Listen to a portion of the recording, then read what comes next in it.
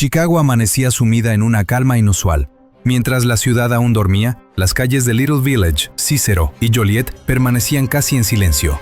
Convoys de vehículos blindados se desplazaban discretamente, sin sirenas ni luces intermitentes, adentrándose en barrios que sus residentes aún consideraban seguros y normales. Eran aproximadamente las 3:41 de la madrugada, cuando se emitió oficialmente la orden de acción para la operación bautizada como Operation Midway Blitz. Inicialmente todo se preparó como una redada de inmigración a gran escala, con la participación del Servicio de Inmigración y Control de Aduanas, la Administración para el Control de Drogas, la Oficina Federal de Investigaciones y la Policía de Chicago. Sobre el papel, era una operación coordinada para controlar los flujos migratorios irregulares dentro de Estados Unidos. Pero en cuanto las primeras puertas fueron derribadas y la luz cegadora de las linternas inundó habitaciones que nunca habían estado en el punto de mira de las fuerzas federales, la verdadera imagen comenzó a emerger. Los agentes se dieron cuenta rápidamente de que no solo estaban deteniendo a individuos indocumentados, habían topado con una estructura mucho más profunda, mucho más compleja. Lo que parecía una red de migrantes inconexa era en realidad una tapadera para un gigantesco sistema logístico, operando en silencio en el corazón de Estados Unidos. Los flujos migratorios, considerados un problema social, habían sido convertidos en la pantalla perfecta para ocultar el tráfico de drogas y armas entre estados. Cuando empezó a amanecer, la gran pregunta ya no era cuántas personas habían sido arrestadas esa noche. La pregunta que hizo que los comandantes de la operación se detuvieran a reflexionar era cómo un cártel extranjero pudo construir un imperio dentro de los barrios estadounidenses, existiendo durante años sin que casi nadie se diera cuenta. Y la Operation Midway Blitz, desde ese momento, dejó de ser una redada común. Marcó el inicio de una confrontación de una escala completamente diferente. En la ola de redadas simultáneas de aquella madrugada, un lugar rápidamente hizo que los agentes federales se detuvieran más de lo esperado. Se trataba de una casa de ladrillo de 2 pisos, encajada en un barrio residencial donde la mañana solía empezar con el sonido de los niños yendo al colegio y el olor a café de las pequeñas cocinas. Exteriormente no había señales de que este lugar fuera diferente, pero en cuanto se adentraron, todas las suposiciones iniciales se derrumbaron de inmediato. Los agentes de la DEA notaron detalles que no podían explicarse por la vida cotidiana. Las paredes de la casa estaban reforzadas con placas de acero, la escalera tenía cámaras de vigilancia de circuito cerrado, y un fuerte olor a químicos emanaba de los pisos superiores. Esto no era el tipo de reforma de un hogar. La decisión de derribar la puerta se tomó de inmediato. Cuando la puerta se abrió de golpe, la escena que apareció se parecía más a un búnker que a una casa en los suburbios de Chicago. Numerosos sacos sellados estaban apilados a lo largo del suelo, cada uno con inscripciones en español y códigos de envío procedentes de México. La cantidad y disposición mostraban un nivel de organización que superaba con creces un escondite de drogas común. Este no era un lugar de almacenamiento temporal, sino un nodo de tránsito diseñado para operar a largo plazo. En ese momento, las fuerzas federales entendieron que no solo habían desmantelado un eslabón, sino que habían llegado al centro de coordinación de toda una red.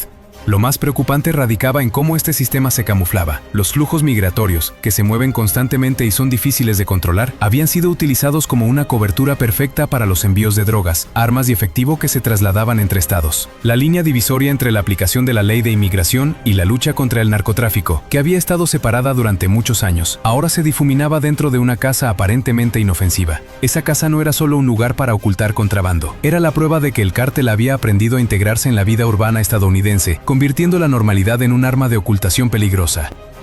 Si aquella casa de 2 pisos fue el primer shock, lo que las fuerzas federales descubrieron en el almacén de Brighton Park llevó la operación a un nivel completamente diferente. Desde fuera, el edificio parecía un antiguo almacén industrial, encajado entre un aparcamiento de camiones y bloques residenciales. Pero cuando los equipos de asalto entraron, la sensación cambió de inmediato. El espacio cerrado, las paredes gruesas, la luz estrictamente controlada y las capas de puertas interconectadas creaban la sensación de entrar en un búnker diseñado con fines defensivos. Los agentes se movieron lentamente por cada habitación, cortando la electricidad y revisando cada rincón. Cuando las fuerzas avanzaron, comenzó a surgir resistencia. 2 individuos se atrincheraron en la escalera con armamento pesado, lo que obligó a los equipos tácticos a usar granadas aturdidoras para someterlos.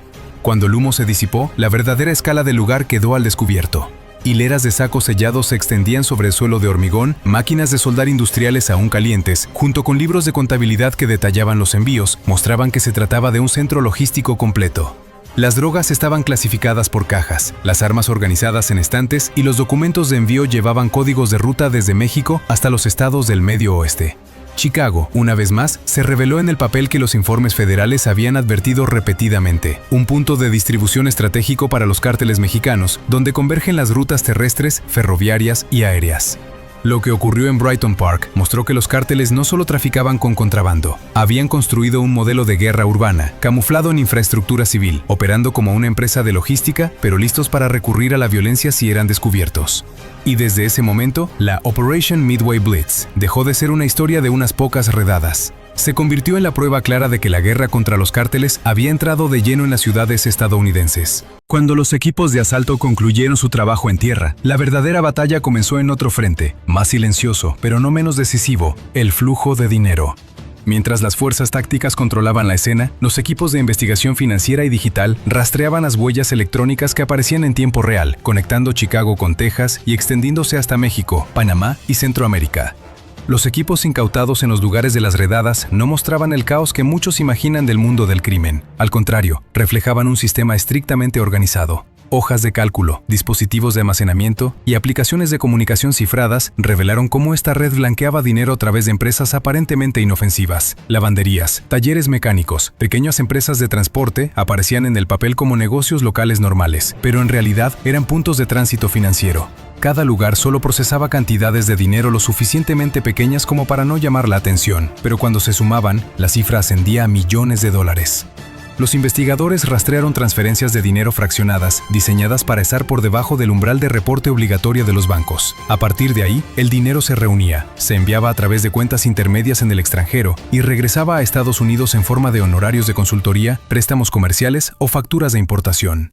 Según los resúmenes de la investigación federal, más de 12 millones de dólares en activos relacionados con esta red fueron congelados solo en la fase inicial de la Operation Midway Blitz.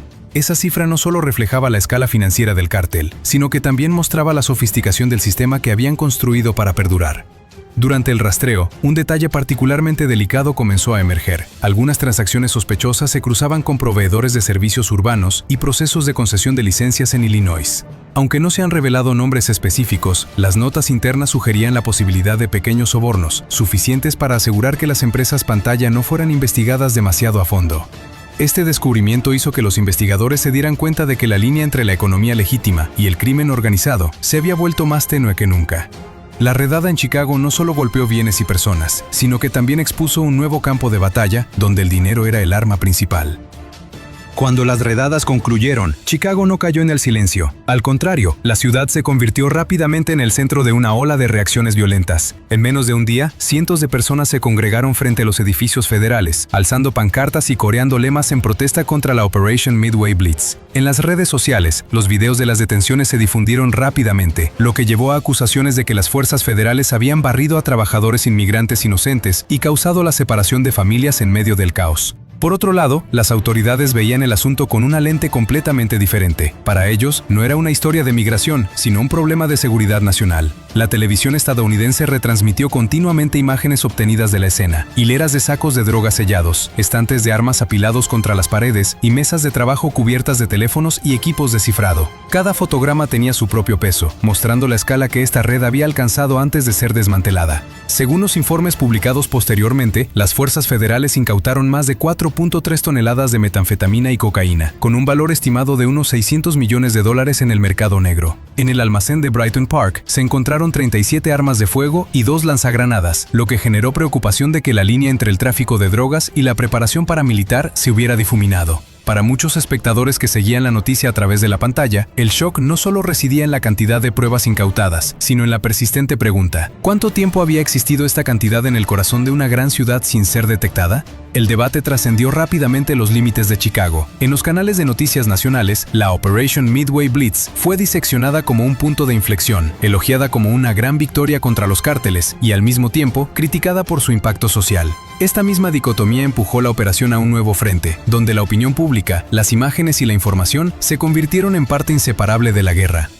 Después de los primeros días de impacto, la Operation Midway Blitz no se detuvo en Chicago. Lo descubierto en Brighton Park fue rápidamente identificado como solo un eslabón en una red mucho más grande. Reuniones de emergencia entre el Departamento de Justicia y las agencias federales llevaron a una ola de nuevas órdenes de registro y citaciones financieras, extendiéndose a Indiana, Missouri y Wisconsin. Más de 100 cuentas fueron congeladas, decenas de camiones incautados y muchas empresas pantalla perdieron sus licencias a medida que sus vínculos con la red del cártel se iban desvelando. Paralelamente, los métodos de vigilancia también cambiaron. En lugar de depender únicamente de redadas directas, las fuerzas federales pasaron a monitorear las rutas de transporte federales utilizando sistemas de lectura de matrículas, sensores infrarrojos y reconocimiento aéreo. Los flujos de datos mostraron patrones familiares que resurgían bajo nuevos nombres y en nuevas ubicaciones. Cada victoria revelaba una capa adicional de organización, demostrando el nivel de redundancia que esta red había construido de antemano. Un descubrimiento particularmente alarmante para Washington fue la señal del uso de envíos humanitarios para ocultar drogas. Este método de camuflaje no solo era sofisticado, sino que también planteaba un gran desafío para el sistema de control actual. A mediados del verano, la operación se había expandido a una contraofensiva a gran escala, obligando a los responsables políticos a reconsiderar su enfoque ante el crimen organizado transnacional. Cuando se publicaron las cifras finales, más de 550 personas arrestadas, 4,3 toneladas de drogas incautadas y más de $12 millones en activos congelados eran solo la punta del iceberg. Lo que la Operation Midway Blitz realmente expuso fue una preocupante realidad. La guerra contra los cárteles ya no se libraba en las fronteras o en áreas remotas. Estaba teniendo lugar dentro de las ciudades estadounidenses, escondida en almacenes, pequeñas empresas y flujos de transacciones financieras aparentemente inofensivas. Chicago se convirtió en la señal de advertencia más clara, un recordatorio de que la seguridad nacional ahora no es solo una cuestión territorial, sino una confrontación con redes que saben cómo integrarse en la vida normal. La pregunta que queda abierta es si la Operation Midway Blitz será suficiente para frenar esta ola, o si es solo el disparo de apertura para una guerra más larga, donde cada ciudad podría convertirse en el próximo campo de batalla.